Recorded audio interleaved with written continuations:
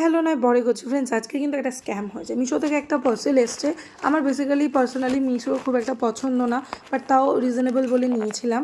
তো আমি দুটো প্রোডাক্ট অর্ডার করেছিলাম, আমি খুলে দেখলাম একটা, তো তার জন্য আমি ডেলিভারি বয়টাকে আবার ফোন করলাম। দাদার আমার চেনা জানাই, তো আমি বললাম দেখো তুমি একটা ভুল করে আমাকে একটা দিয়ে দিয়েছো কিনা। বললো না ম্যাডাম, এর মধ্যে কিন্তু একটাই ছিল।